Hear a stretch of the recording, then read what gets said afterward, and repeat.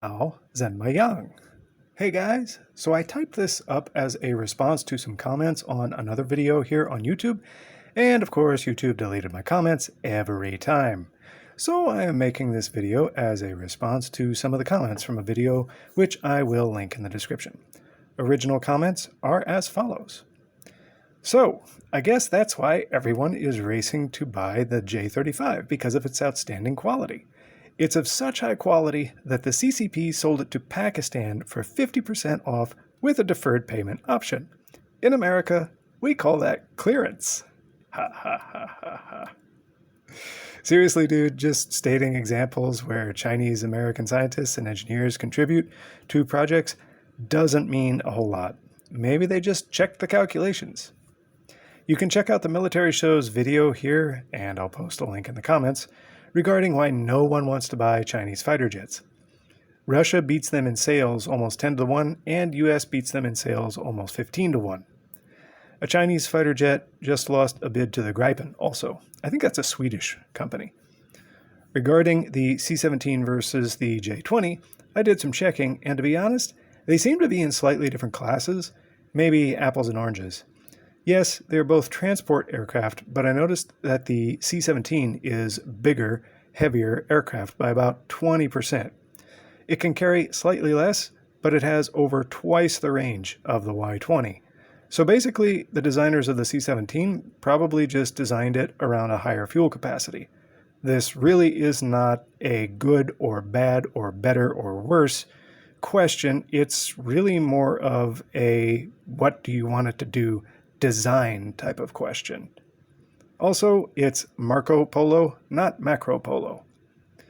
Now, when I was at Purdue University, almost 15 years ago now, in mechanical engineering, a guy from Norway who is in computer science, he was about to graduate and go to NVIDIA, and he told me the open secret on campus, which wasn't really a secret. He said, oh yeah, the Chinese students, cheat. I just about spit out my tea when he said it out loud. I was floored. And professors also confirmed it. Chinese students did projects as a group, and they all put their names on it because collectivism. Then you could ask them to replicate some of the work, and they look at you with a blank stare and walk away. I even went on a few dates with some Chinese girls while I was there, and they were really nice. I had several Chinese friends while I was there. I think many Chinese students know stuff, but there is also this collectivist attitude that permeates the thought process, and that can be a big problem. Then several years later, I saw the story about Christine Fang, a Chinese chick who slept around with politicians in the US for secrets. And Andrew Bustamante, over at Everyday Spy, notes that this sort of behavior is actually straight out of the Russian KGB playbook. I'm not saying everyone does that at all, but it's more of a trend than not for many Chinese people to snoop, even though they may be unaware of it. Shoot, phones do it for them. Huawei has deep direct ties to the CCP, so if you have a Huawei device, it's probably safe to assume that the CCP is listening too. Also at Purdue, and I suspect probably at other schools as well, certain labs were restricted to U.S. citizens only. I found that very interesting. I believe it was because of the extremely close ties between Purdue and giants of industry, such as Boeing, GM, Chrysler, etc., due to the patented information and trade secrets that were utilized in the labs. It was all kind of a big joke, to be honest. You can also check out China Uncensored, China Observer, China Unvarnished, etc., for the debunking of many of the claims of the Chinese tech dominance. In addition, there was also the arrests made in USA of some Chinese grad students pretty recently who were smuggling in a fungal pathogen into the US. Yongqing Jian, 33, and her boyfriend Zunyong Liu, 34. So that was a pretty poor look. Kevin O'Leary from Shark Tank also pretty much ripped China's legal system because there is no recourse for a foreign entity to file court proceedings in China. So Kevin O'Leary cannot protect his businesses that he is actually doing in China. But Chinese entities, of course, can sue in Chinese courts. Contrast this with the U.S.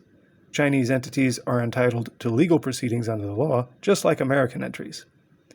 Not to mention COVID in China and how people were welded into their apartment buildings by the CCP in accordance with the zero COVID policy, and people died in fires because they couldn't leave. Then in the White Paper movement in 2022, the CCP rolled out tanks against its own citizens in some cities. Then there is the chick in the US FBI's most wanted list who was an active member of the PLA who posed as a graduate student, Yanqing Ye. She is wanted for conspiracy and fraud while she posed as a student at Harvard. Oh yeah, Chinese billionaires are leaving China also. And China has no immigration, only emigration, that is going out. People want to leave. Now, Chinese people work really hard, and I love that. I've had many very good Chinese friends. Chinese people are great people. It's just the CCP propaganda I don't believe. I look forward to reading your next collection of novels. Cheers.